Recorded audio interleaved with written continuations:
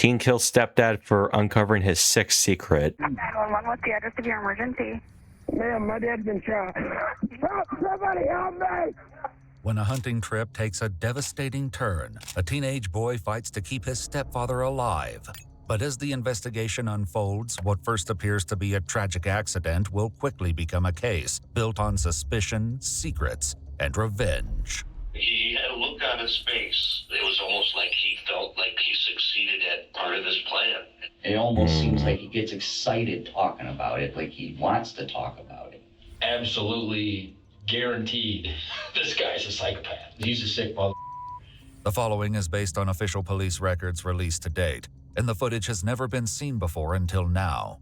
On November 30th, 2023, dispatchers in Lenawee County, Michigan receive a desperate call for help. 911, what's the address of your emergency? Hey, Dad, where are we? Dad! Ma'am, my dad's been shot. He's been shot? Yeah. How was he shot, sir? I don't know. You don't know? It's my stepfather, and I can't let him die. As the caller's location is showing somewhere in the woods, the dispatcher makes an educated guess as to what happened. Okay, are you hunting? Is that how he was shot? Yeah, my dad's been shot. Please, ma'am. He got Trying to shot in convince the him back. that someone else shot him, basically. But it didn't go all the way through. Did you see this happen? All I know is I heard a alarm boom. Ma'am, I have to call my mom. The caller, 17-year-old Trenton Berry, is told to stay on the line while the dispatcher's colleague contacts his mother. She instructs Trenton to lay his stepfather flat on his back and keep pressure on the wound until first responders can get to them. Dad, stay with me. Dad. Okay. Yep, keep talking to him, okay? Dad, stay with me, please. My mom on her way, ma'am? Yep, your mom's on her way. Should I fire my gun to let them know where I'm at? Nope, don't fire your gun because your mom's going to be there to drive them back to you, okay? They're coming, Dad. Dad, they're on their way. Please squeeze my hand. Dad, squeeze my hand. Dad. Kurt, squeeze my hand. Is he talking to you at all? No, but he's still breathing. He's still breathing? Okay. I hear the siren. You hear the siren? Come. I'm breathing. You? Right now. Do they see you? No, help! Keep yelling for them. I want them to hear you. Help! I need some help over here! Help! Somebody help me! A deputy arrives where medics have unloaded an off-road vehicle, preparing to navigate the snow-covered terrain and reach the victim. At the same time, Trenton's mother, Jennifer, is trying to find their exact location using Life 360. I have my kid in my... They're both out this way? I like 360. One of them came out here. Sounds like the victim's to the east of everybody. You know, Phil? About 400 yards. From there. To the north. Yeah, it's like impossible to find a deceased person in the snow. It really is. Clear. Always, I think. I don't know. I mean, I've never seen one. Oh, there it is. You can show us what patient contact now. Clear down to. I cannot move. Please, Dad. Please, tell me on the phone. Wait till my mom gets here. My mom on her way? It's Trenton Berry. Officer, can I use your phone to call my mom? Sure. Where is he hit? Do we know? In the back. In the back. Yes. Yes, please start cutting this stuff off, please. His stepfather, 41-year-old Kurt Stubbins, appears lifeless and gray, with his eyes wide open and staring blankly. Where's his firearm? Right here. Wait, Both firearms are his here. is the shotgun. Yeah. That one's my dad. Good. Mine's 50. Though Trenton hesitates to let go of the wound, he finally releases pressure, and blood begins pouring from his stepfather's back. Where was he at? Jeez. Where was he located when the shot was? I was a bone and he was like shot in the back. He was right. You guys were here? Yeah. So he's walking back from this hot spot? We were coming around here because, we were going to go back to the truck. And he popped right here? Yeah. Okay. While paramedics load Kurt onto the off-road vehicle for transport. Do you think, like, he's trying to convince them that, like, somebody, just some stranger shot wrong and hit him? Is that what he's trying to convince them that happened? To an ambulance, the detective on scene tries to get clearer answers from Trenton as to what exactly happened. Why are you right here? If your vehicle's there, where are you guys circling? Because the owner of this property, Yep. we go to church with him. Yep. And he's had people this guy actually shoots deer. Okay. Oh, okay. So I kind of what I was trying to say. Yep. You guys are facing. Yes, we were facing this way, and I just heard boom. So, my dad dropped right there. So I unloaded my gun, dropped it, took off my coat, and dropped it. Where's your mag? My mag is right there. Right there. I'm just gonna check it. Yep, I can only hold 3 rounds in that mag.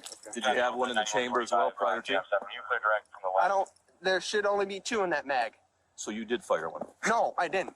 Okay. There was one in the chamber, I unchambered it, Did that one and go in it the snow? flew over here somewhere. Okay. It flew in this direction. And that's a live round. It's not a. Yes, it is live. Okay. It is live. Okay. It is live. It is live. With what little information he has, the detective draws a conclusion that doesn't sit right with Trenton. Now listen to me. I'm a detective. Yes, I This know. is very important. It sounds like it was an accident, correct? I did not shoot my father. Yep, and I'm asking you, it sounds like an accident. Or do you guys didn't get into a fight with anybody, No. correct? No. You're up and running. No, me and my... You're running. Mm. No, not you guys fighting, but you guys didn't fight with a neighbor or anything like that. No, I just heard boom and like... Okay. Now we're going to be able to tell the distance. That's one of the things we do. Oh. Okay? If it's a complete accident, it's a complete accident. No problem there whatsoever. But we have a bunch of people looking for other people. What is going to occur is they're going to be able to look at his back and tell how far the shot came from. Why would If you guys are, no, I'm not even saying you did. I didn't say you did. Yeah, you can tell in his voice that that walk along and you simply trip. he's nervous and your because gun went off, they know that's they'll fine. know he I did it's it. an accident. They're going to work on him regardless of what happens. Okay, you understand that? Okay, there was this one guy way up over there, not on this property, but on the other side. His name is Josh. I don't know his last name. Okay. But him and my dad and some other guy named Trevor have had, stuff in the past. The idea that someone may have had a reason to harm Kurt is something the detective will have to consider later. But for now, Trenton makes one thing clear. He doesn't agree with what they're implying. Never in a million years I would shoot my stepfather. Nobody's saying you shot your I stepfather. know, Mhm. but it We kind have to check all avenues, right? of sounded like that he did though. Well, we don't know. Yeah, We show up to a scene. We don't know what happened, right? We have to investigate and determine what went down. Okay. I'm shaking right now. My stepsister, that is her only parent. Her mom died when she was 2. Okay. So that man has to survive. As Kurt's life hangs in the balance, Trenton considers how his mom, Jennifer, will react. She's gonna blame me for it. Why would she blame you for it? Yeah, she would. Claire, also here. I already know she would. I love that man to death Yeah, sure. Why do you think your mom would blame you? because she's like that. Well, I mean, I don't know. What does that mean? She's like that. Because, when I get mad, Mm-hmm. I have really bad anger issues. Okay. And, I get mad and, I'll go and say, I'll kill somebody, not meaning it. Mm-hmm. And that's it. I mean, I'm so glad that I can remember this because I didn't take my meds this morning. Okay. And when I What do don't, you take meds for? I have really bad anxiety, an eating disorder, and something else. I can't remember the third one right now. After realizing Trenton's hands are still soaked in his stepfather's blood, the deputy helps rinse them clean with a bottle of water. All Trenton can do now is wait. Come on, please, please, please, Lord. Why are they still here? Who? The ambulance. There's multiple ambulances that showed up. So. Oh, I didn't know that. Question, what time is it? Because I do have a doctor's appointment. 10:20. We'll make a phone call for you. Let them know you're not going to make it. What's it for? It's easier to show. To be honest with you, I was going to say, I still don't know what it I've is. actually had 9-week constructive foot surgeries, and I haven't seen my doctor in almost a year. Okay. Do you have your cell phone on you? It's over there. Okay, I see your phone in your back pocket there. Oh, is it?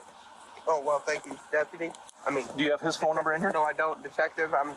Like I told Deputy Petty here. Yep. Do you guys have anything else to ask? Can I have my mother present, please? Absolutely. Sorry to have you guys come out here on such a beautiful day. Yep. They decide to take Trenton to his mother, Jennifer, who is still waiting at the main road. The detective first speaks with her alone, as she already knows the ambulance carrying Kurt never left for the hospital. His injuries what? were far too severe, and the fight to save him was over before it could even begin. Are you the wife or his mother? Or boy, is he your boyfriend? That's my boy. That's your son. I got that. Who is he to you? That's my fiance. Okay, fiance. Okay. I believe, this is what I believe so far. We're going to find out, okay? But I believe he accidentally shot him. Okay, he said he hasn't shot, but I believe so based on everything we've seen, okay? Let me tell him real quick, then I'll come and I'll have him talk to you and you can hug him, do it, and you can do whatever, okay? Okay? You have any questions for me right now? No. The detective now faces the difficult task of informing Trenton. We're going to talk to your mom. I just found out, okay? Trent, your stepfather did pass away, okay? All right? No, just stay here. I get it. I get it. Sorry.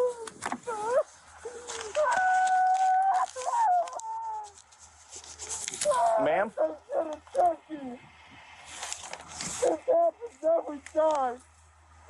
Yes. You guys always kill people.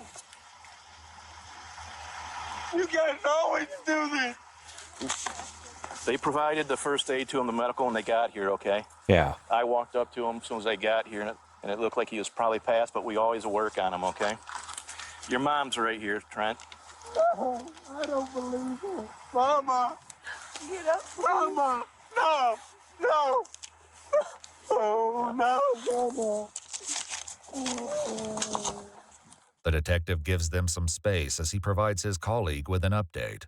Said he had 3 rounds. It's not going to be the case. Kid is freaking out right now. I did just to tell him he's dead, but... that's all right. Yeah, that's why he's on the ground, yeah. Is he comprehended? Yeah. Okay. But he's slow. He's 17, but he has not graduated. He's slow. Okay. I know, very, very dramatic. Thank you. You bet. We're not done yet. We'll be here working with you and help you through this, okay? I can't. No, you'll make. We do this, unfortunately, quite a bit, okay? We'll get you to talk to some people and help you through. Your mom is here for you. I know. I need that man. Yeah. But I need that man.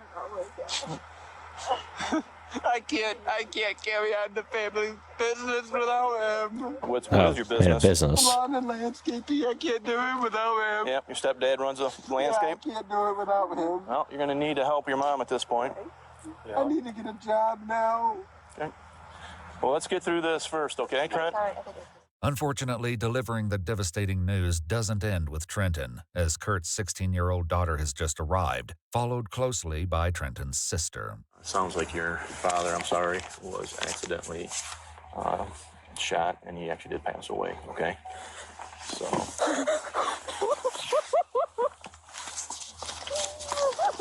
What's happening?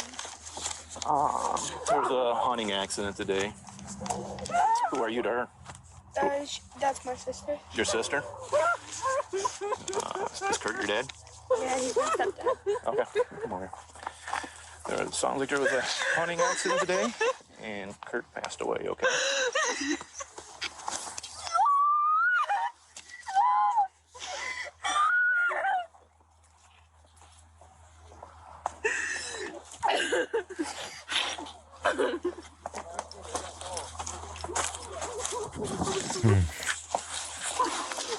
I'll give you guys some time, but obviously I'm going to be here, and I'll answer all your questions, okay? The detective gives the family some time to grieve and heads to the ambulance to examine Kurt's body. According to police records, Kurt sustained a single gunshot wound to the left of his spine, slightly lower than center mass. There's no exit wound, meaning the bullet is likely still inside the body. And if the detective's theory is correct, it should match Trenton's gun. But this presents a problem when all 3 rounds Trenton said he loaded are fully accounted for. So we have a little issue. We do have 3 live rounds, and that's what the magazine takes. So that doesn't mean you can't put the mag in and throw a bullet in, or put a bullet in and put the mag in. So I'm going to go interview him on that real quick, but it sounded like, no, you just had the 3 in the mag. So whatever. Yeah, that's an issue. Because we need bullet. We need another. It needs to be 4. Though the detective's leading theory is that the shooting was accidental, authorities begin searching for evidence that could prove whether or not someone else was in the woods. In the meantime, But the I feel like detective Trenton was meets trying with to convince the Trenton, Jennifer, officers. and Trenton's biological father, Eric, at a local fire station. The following interrogation has been analyzed by a retired detective who is also a licensed polygraph examiner, as well as a former hostage negotiation commander and instructor. You did great and everything. Literally, you do need to be proud of him. Literally, I haven't seen adults do medical like he did. The director, he would not let it, which is perfect. Don't let it. I was throwing corn stalks. Building rapport is especially important right from the start. When the detective tells the parents they should be proud and that Trenton did a good job, he's helping build trust. This reassures them and makes Trenton feel supported. It's an effective approach because when someone feels supported rather than judged, they're more likely to keep talking and be honest. So there's we got 3 live rounds, and that's good. Okay, so But no, I'm not saying that 100%. We keep an open mind. Okay, we are keeping an open mind. That's what we do. I think he would have said I accidentally shot my dad. I really do. I really do think he would have. Yeah. So I love that man to death. There's a clear disconnect as Trenton refers to his stepfather as, quote, that man. He doesn't seem upset and continues to deny the bullet came from his gun. If it did, a shell casing should be somewhere at the scene, and authorities begin searching for it with the help of metal detectors and ammunition-sniffing canines. I will attend the autopsy, at which point we certainly should obtain the slug. I actually felt Kurt in his chest. It's got bruising, in the front, so in, and it's right basically here. So we do have a lot of evidence that we will be able to determine what happened. So again, we flew the drone. It's going to show tire tracks. It's going to show footprints. And we flew way out, several fields away. Though the detective has said many times that he believes this was an accident, Jennifer makes it clear that her son would have no reason to shoot Kurt intentionally. There was no quarrels, no beefs, so I mean, that I have a little bit of an, when I'm on scene, my dispatch calls me and says, hey, I got some information. We're going to look at that, and I'm going to get to that. August of last year, 2022, you and him got into an argument, is what's reported. And I'll look at it. If it's wrong, but I just want to. I was upset. Did you call the police? Yeah, I was upset. Yeah. I showed up. I was there. Okay. According to police records, officers were called to their home in August of 2022 after Trenton allegedly punched Jennifer in the stomach during an argument. Trenton claimed Kurt had repeatedly struck him in the face, though officers noted he appeared to have no visible injuries. After speaking with officers, Trenton admitted what he did was wrong and said he needed mental help. Jennifer shared at the time that Trenton had not taken his medication. I forgot to tell you, Detective, I do have PTSD. From what? Oh, the foot, yeah. Yeah. He showed me his foot. The foot surgery? Implies that I can shoot a firearm with PTSD, because not too many people can do that. Jennifer would later explain that Trenton once cut his foot after jumping into a lake. The injury became infected, leading to a partial loss of feeling. Setting aside the past for now, the detective returns to the facts at hand. Nobody else, footprint-wise, was in that instant field right there. There's 3 fields, kind of close. Nobody else. There's no other tracks. When I show up, it's us creating tracks. So I'm confident. I'm afraid of. But I'm confident nobody's within 400 yards of where this occurred. One thing that does look like maybe it was an accident close by is because of that, what we call burning, or the gray black around. It's on orange. Yeah, you could tell he's like just nerve-wracking right now. He feels nerve-wracking. That's super close to Charlie. Yep. Yep. I don't know what was moving. What I don't see is any other holes. Would you testify that's consistent with 8 yards? If I need you to. I mean, that's close. There's the burnings on it. Yeah. I mean, that's super close. Trenton is very scared and stressed at this point, and he's squeezing his fingers and hands so hard that they're turning white. He's trying to stay calm, but his body language is giving him away. With the evidence not lining up with his version very of good events, cover-up, the detective man. offers him the chance to correct his story. He's not going to cover up anything. I just wanted to give you that opportunity that, hey, I'm a man and a son of a... I accidentally did something. That's that. Because I have to give a recommendation. This is all I can't remember. Okay. Why do you think that is? Any idea? Because when I usually don't take my meds, my mind screws with me. That's another reason. My mind screws with me. If you don't remember that, and if that's what it was, you didn't have your meds today, then that's that. If you now think, son of a, that is what happened, we'll deal with it. You're not going with us today. But I want you to speak the truth. I probably could have tripped. Okay. All right. I probably could have tripped. Okay. And then did it go and gone off at that point? If you did, just speak the truth. Don't say I can't remember if I did or not, but I think I did trip. Okay. All right. Is that what you're sticking to? Yeah. You're not saying nothing else. I think I did trip. Okay. Trenton's mother appears sad, but it's easy to see that for whatever reason, she doesn't believe his story. Well, then I'll ask you, did you shoot him on purpose? No, I didn't. But Trenton's admission is only the beginning, and the detective's work is far from over. Meanwhile, a friend of Kurt's has just arrived at the fire station, and a deputy heads out to speak with him. You are Dave. I was his new best buddy. We're hunting together. So maybe they know the real thing about Trenton. Guys to the neighboring property. And I think they need to be questioned. What I can tell you at this point, it appears that this was an accident. Okay. I know you've got some concerns with bordering neighbors and stuff. Oh But, my God. I don't want to say that 100% that nobody else is involved, but this appears from the evidence that we have collected that this was an accident. Oh my God. I'm sorry. It's Trent. He's okay. He's okay. Oh, this poor kid. Am I a bad person? No. I kind of would like to see you on the fire department because you did so good out there. The detective gives Jennifer a tissue, but offers none to Trent, as he is still not crying. Everything you did after the accident, and even that accident. Yeah, it's a little suspicious. To do as good as you did. The words you were saying, love you and stuff like that. Everything was great. But first of all, 911. What did Dad say? He loved him.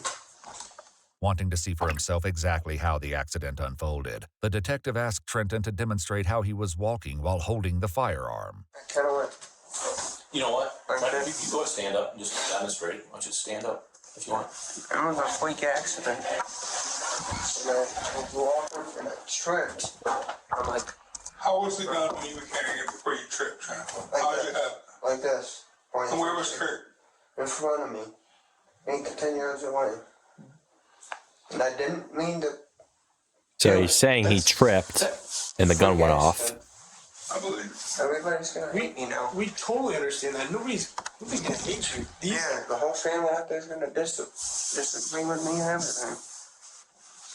The detective could have pressed Trenton further by asking him why his family wouldn't believe him. But as for right now, his story is logical. It's assumed that he avoided admitting the gun discharged because he was afraid.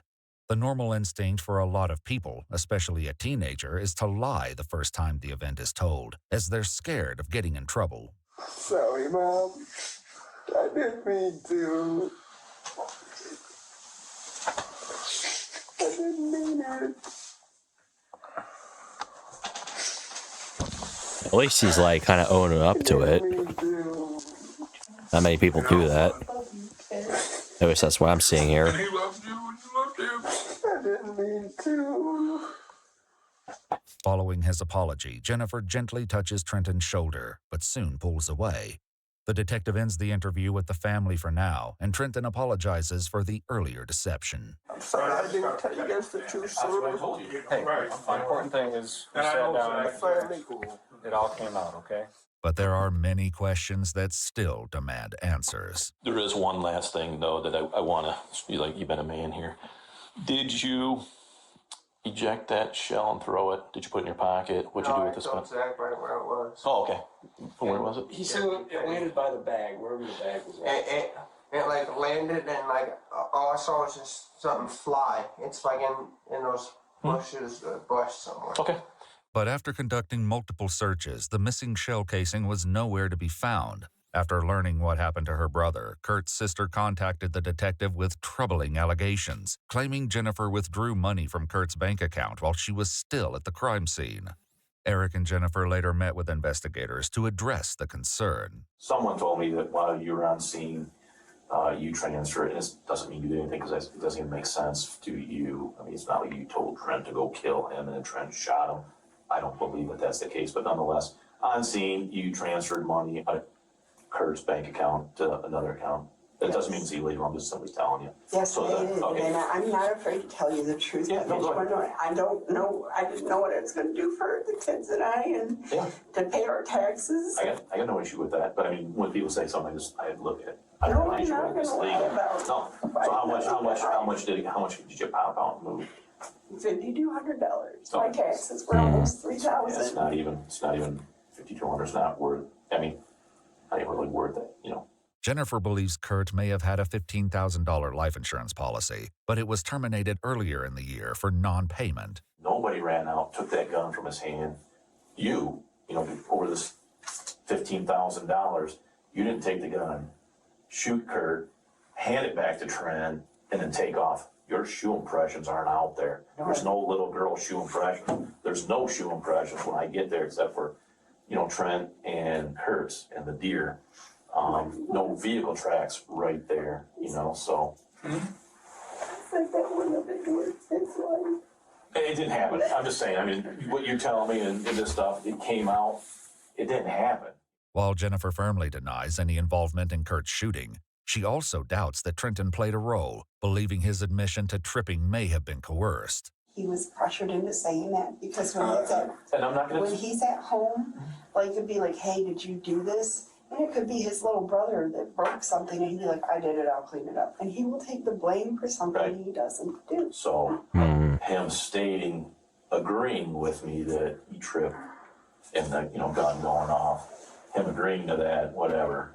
It's just whatever. We're gonna match that. Yeah, but soon they're gonna find out that is what occurred. if they can match it to his gun or not, which they do. If it was on purpose.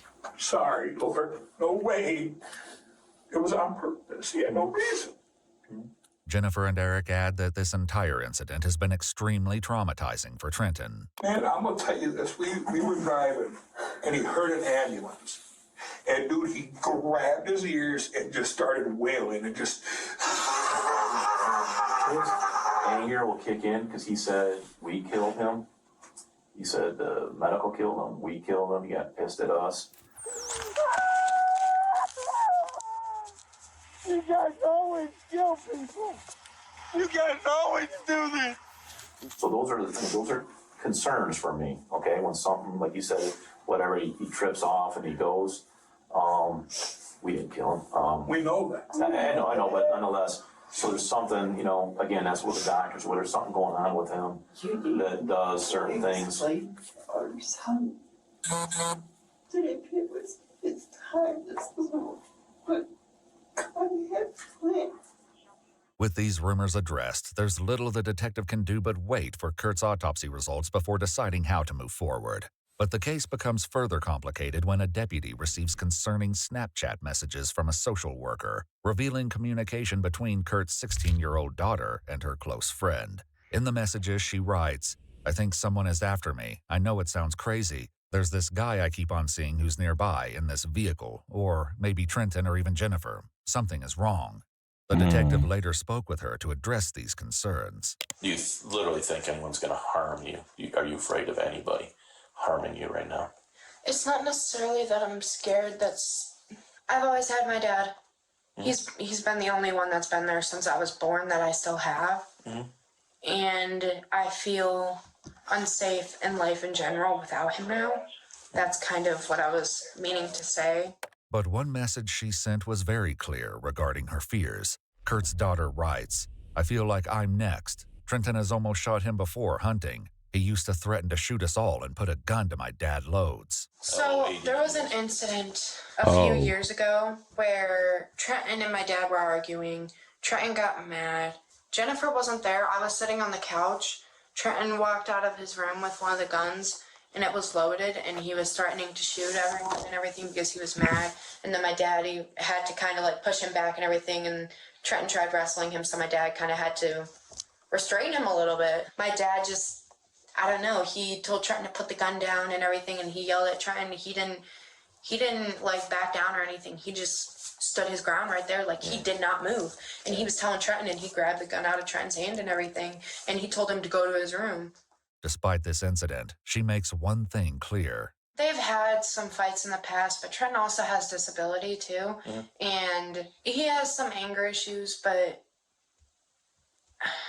it's really complicated. Like, my dad, I know my dad loves him. But there's something else she isn't telling the detective, and another message that has deeply disturbing implications will soon need to be addressed by the family.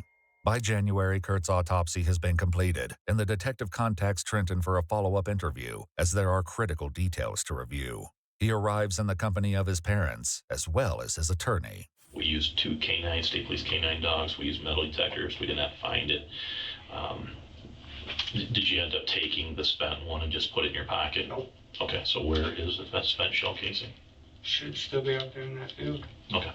It did match, the slug from that gun did match the one that I removed from his body.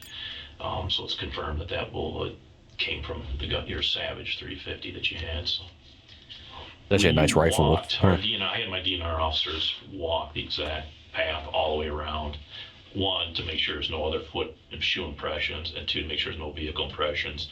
But when they did it, they're like, literally, it is like one person walked. And by that, I mean, you're walking right in his footsteps the entire distance of approximately 600 yards. And then he's walking right inside the steps the whole way. Oh, Dad? Yeah. And it looks like there's just one set of tracks, but there's double tracks. So he is literally in every track. Must be that cognitive thing, probably being a little, it's just something he's doing. Kid, Yeah. They walk in the dead. Wow. And I'll just ask you, is that something that you know cognitively, That's or you purposely some evidence there. in your head when you walk? Is that something you do? That's what he just told me to do. Walk in his footsteps? Did he say why? Or do you know why he would do that? Or you know why? Makes less noise. I'm an avid hunter big time, and that's not something I've ever done. Yeah. Michigan hunter safety guidance states that a hunter walking behind another person should carry their firearm with the muzzle pointed away from them. Something that Trenton demonstrated. I've never during been his hunting first before, interview. but When he did, Trenton's right if I ever pointer finger do, twitched I would have as to if he was take like pulling serious the trigger of the precautions rifle. before I A go. trip and fall, in theory, the gun should go off. I wouldn't know what I'm doing. It should go off here, so the bullet should be over here towards the road. I never held a gun, never shot a gun before. Not only Just putting that out there. did you not miss all this, the bad news is you hit dead nuts, which is straight, right to left, top to bottom. So the problem for us, concern is, it looks like, I don't know why, but it looks like you shot him, okay? Not purposely. Okay, all right. What also leaves the detective concerned is a comment Trenton made while they were waiting together at the scene. You sit on the ground at one point, and you're rocking back and forth, crying, which is completely understandable, saying things like, you can't die, and then you just instantly turn to me and go, oh, it's a beautiful day. Sorry to have you guys come out here on such a beautiful day. What? Yep. However, Trenton's lawyer is quick to intervene on this line of questioning. How would that be used in this I don't think case? you can predict what To, like, someone would confirm. do in that particular type of stressful situation. So we're not gonna talk about that. Okay. But the detective isn't finished, and there are more concerns to address. You remember that incident where I think you said, I'm going to shoot, I was just looking through my report real quick, but I'm going to shoot this school? You wrote on the bathroom wall. You obviously remember that. According to police records, in December of 2022, Trenton approached a school resource officer, saying he found something written on a bathroom stall. In pencil it read, "I'm going to shoot up the school." However, a special education teacher was quick to note the handwriting looked a lot like Trenton's. Kurt defended Trenton at the time, insisting his stepson would never carry out any acts of violence. But Trenton later admitted to writing it, explaining he did it because he was sick with a cold and tired. Investigators spoke with his school principal, who had insights to share. Trenton, I think, just lives in a world of make-believe sometimes. So his teachers confirm something was wrong with him. In certain situations.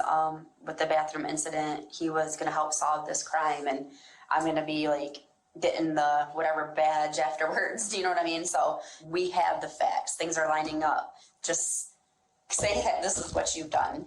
But as Trenton is unwilling to discuss this incident further, the detective moves on to address something else that is deeply troubling, involving additional Snapchat messages his stepsister sent to her friend. They read, quote, "He's forcibly touched me before and threatened to hurt my dad or me. I don't have anywhere to go that's safe. I want to run." Appropriate thing may have happened between you two when Mom and Kurt weren't present at the home. She said this happened over the past couple of years. Okay, so, and she was just estimating. She said she could count about 10 times this past year of you in her presence. No. Okay. She also said that I believe you were going to Dad's house one day, and you went to go give her a hug, and you had one arm around her like this, and then with your other hand, you reached up and grabbed her breast. Did that ever occur? No. In another instance, she said that you were all in the living room sitting on the couch watching a movie, and you kind of reached like through the cushion and up and grabbed her butt area. No. Do you know why she would tell us? Why she would make that? Does she hate you in other situations? Has she made up other stuff about you like that? Or what? I mean, I think she'd be jealous because I was hanging with Kurt all the time. I want to face my accuser. Well, she's not accusing you. I guess she is. But whatever. And at this point, I hate to say, I'm the accuser at this point, okay? The detective previously spoke with Jennifer and Eric in private regarding these allegations. This is my first time hearing about any of it. And she didn't say she told you. She said she did say she mentioned stuff to you once these allegations came up. She said she mentioned it to you. According to Jennifer, she had no knowledge of any of these claims, and even explained she had cameras set up around the house that would have captured any inappropriate behavior. I've never seen anything like that on Blink camera. Gotcha. And it was sent. When you put the cameras on, So she was lying. Okay, try. No, the camera in the living room sat right in front of the TV whenever we would leave. It would capture the whole living room and even Trenton's bedroom door. But the detective made it clear that he wasn't there to debate the truth of the allegations, and instead wanted them to consider the chilling possibility that what happened to Kurt was no accident. My biggest concern is if nothing happens with Trenton, does he ever really learn anything? And then you guys, let's say he does something stupid in the future, gets married, not saying getting married is stupid, but gets married and then harms his wife. And he gets that mindset where, oh, I can do this, where he beats his wife or shoots his wife. You just did your son no justice. Now he's actually in prison, Yep. I could see him doing community service. Well, if he's wrong, he's wrong. Okay. No. And that's our son. I could see our kid doing community service. Right, but if he's wrong, I love my son. If he's wrong, he's wrong. As the group interview continues, Trenton is given a stern warning. It's going to look good to make sure you keep yourself out of trouble, don't get in fights. I'm just saying, if you got to punch your sister or punch your brother, if any of those things happen, I'm pretty convinced that they would say to lock you up. So I'm only telling you this because I told them before, and you, I just don't want to see you get in trouble. So prove it to everybody, prove it to yourself, prove it to your parents, prove it to me that you're in control of yourself. That's all I'm saying. So. But just weeks later, a shocking turn of events would bring Trenton back into the spotlight and send the case spiraling toward a new wave of disturbing allegations. On January 28th, Trenton allegedly assaulted 23-year-old Brad, who is the son of Kurt's close friend Dave. In a later interview, Brad explained what happened, stating the incident began after they decided to hang out together and play with RC cars. He seemed fine. Everything all seemed fine. He just may have been a little bit more quiet. I don't know if that was because he was tired or if he was in his head thinking too much. When we're arriving to the RC place that my dad and I are a part of, just made the turn to go down the dirt road, and his younger sister calls him up. I lost your lizard. She couldn't find it for 15 minutes. They miraculously found it, but he still didn't calm down right away. He was still jittery, and he said he was like feeling like his heart rate was too fast. His heart was pumping too much. I said, dude, just calm down. Calm down. Let's plug in our RCs and go and play. According to Brad, someone he refers to as Santa Claus due to his appearance, gave Trenton a dab of marijuana to help calm him down, which seemed to have an adverse effect. And then he started like mumbling, like he was talking to himself, or like, like the angel demon thing, like he was talking to two different, I don't know what. And then he turned to me and he's like, it's your fault. I go, what? He's like, I'm gonna kill you. And he started coming at me, like walking up on me menacingly with fist clenched. I said, dude, calm down. What's wrong? What's going on? Brad says he wanted to take Trenton home and settled him down enough to get him into the passenger seat of his truck. Seemed fine, and then in the passenger seat, he seemed to be talking to himself again, saying, no, I can't. Then he started demanding that I would stop the truck. I go, why? What's wrong? Are you okay? What's wrong? He goes, no, nothing coherent in terms of a sentence. Like he tried to piece something together, something about his dad and his mom at first, and then he kind of just dropped it. When you say dad, we talking about Eric or? I'm assuming Kurt. Brad then decided to call Trenton's mother, Jennifer, and that's when things took a violent turn. Are you on the phone with my mom? No! Started wailing into me, grabbed me with one arm and was punching me on the left side. And I remember screaming and yelling to him, stop, stop, stop. Trent, stop. Please stop. Why? I know my phone was still on and I dropped it. I said, Jennifer, he's trying to kill me. Please help. Call somebody. I couldn't get him off of me. There was no way I was going to be able to get him off of me at all. And I remember asking him, why? What's wrong? Why are you doing this? Stop. And the things that he was saying was, you took my father from me. You took my mother from me. And when I'm done with you, I'm going for your dad next. Brad shares that in retrospect, he can think of one reason Trenton may have wanted to kill Kurt. He explains that Kurt invited him and his father Dave to join them hunting that day, and if Kurt told Trenton, it may have set him off. Trent has always said that Kurt was the only person that has taught him anything. And I think by us coming into his life, he did not like that. Like it was a jealousy, spite thing. Has Trenton told you he shot him? That shot Kurt? So it was out of jealousy, that's why he did I it. shot him directly sentenced, no. How did he say it? He said, I had to do it. It's because of you and your dad. Because you guys came into our lives. If it wasn't for you, I would still have my dad and I would still have my mother. And I want to say he said that if we were gone, it would be all fine. According to Dave, who has been listening in on speakerphone, he's spoken with Jennifer several times since the shooting, and she is still convinced there was someone else in the woods that day. You know, it's almost like she's afraid to admit, and she's a couple times has said, my son is not a monster. And I've told her, I said, no, I know your son's not a monster. I said, but he has some demons that we got to find out what's going on. Right. Okay. She admitted herself that he's at his dad's because if he was to go off, she wouldn't be able to handle him. While Brad's theory that Trenton was jealous offers a possible motive, the detective will soon learn he may have had more than one reason to pull the trigger. Following the incident with Brad, a warrant was issued for Trenton's arrest, and on February 12, 2024, they find him at his father's house. You guys will be hearing from my lawyer. They're here right now. Take a second, get Yes, Jennifer. Trent, you got anything on me? You guys are supposed to call my parents. Yes, they're here right now. Detective Greca and them are here right now. Because they didn't call the lawyer. So the warrants. Remember I told you not to get in any trouble? He has disabilities, man. Yeah, but remember I told him not to get in trouble? He beat the out of that kid, so that created some issues. Yeah, but see, there's no charges being pressed. Regardless, he beat the out of somebody. I told you guys not to get into any trouble. Eric gathers his son's medication and gives him a hug goodbye, along with a warning. You gotta stay calm.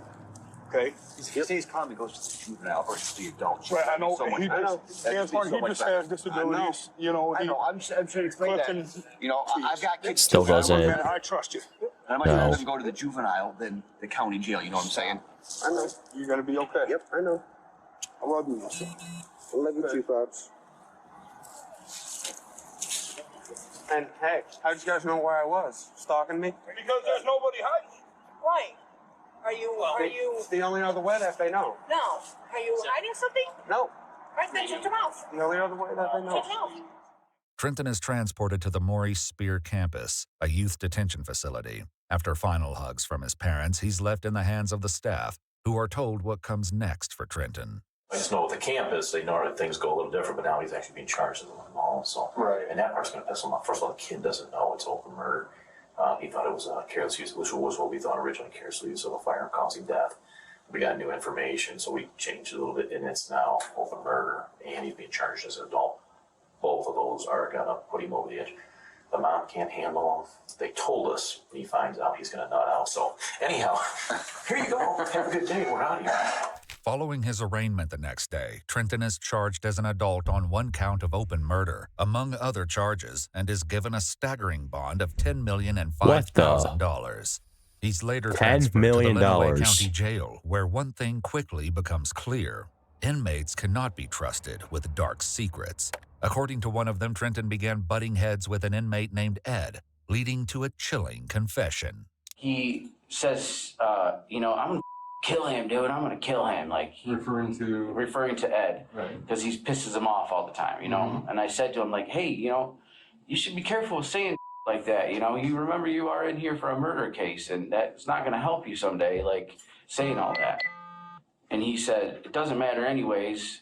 Everybody knows that I didn't kill my stepdad on accident. Mm-hmm. And I said, what? What are you talking about? Why do you say stuff like that, Is that true? And he said, yeah, something about not wearing his shoes, his shoes that he was supposed to wear that day, so that he would have a reason why he fell, or why he made it look like he fell. And, then he could say that the gun went off. Mm-hmm. And I'm like, whoa. I said, well, what were you even pissed off at him about? And he said, well, he kept saying stuff about my stepsister. He said that there was some incident that happened with his stepsister and, him, something inappropriate. He wasn't the only one to come forward, as another inmate met with investigators to share more of Trenton's revelations. First thing his words were, I'm here for a murder and it wasn't an accident. And I was like, well, how did all that go down? And he pretty much said, there was some issues going on with his sister, which he tried to sleep with her Trenton tried to sleep with his stepsister, which was only 12 at the time. Oh my God. His stepdad found out.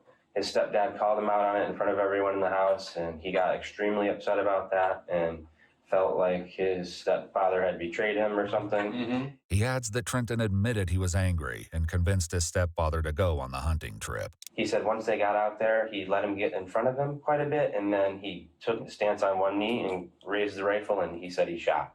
Stills taken from trail cameras show Kurt in the moments leading up to his murder. They would be the last known images ever captured of Kurt alive. Another inmate who knew Kurt personally and was familiar with Trenton before they shared space in the county jail also came forward to share Trenton's alleged confessions. He said, I'm a real good shot. When I shot Kurt, I did it from one knee, from the hip. And then he said, I shot through a hole this big. Trenton Berry's a scary man. Right. Based on what I've listened to, yes, according to what you said. I'm a freaking hardened criminal, dude, and I wouldn't trust that guy around my dog.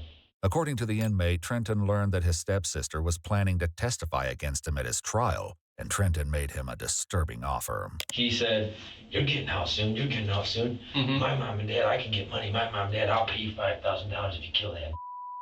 The more I was around him, the more alarmed I was about She's trying to pay this guy to kill his family? Absolutely guaranteed this guy's a psychopath. Just the way, I've been in prison for 21 years. Okay, I've done a lot of time, and I've been in all high levels. I've done everything you can do in the penitentiary, bad, good, and whatever.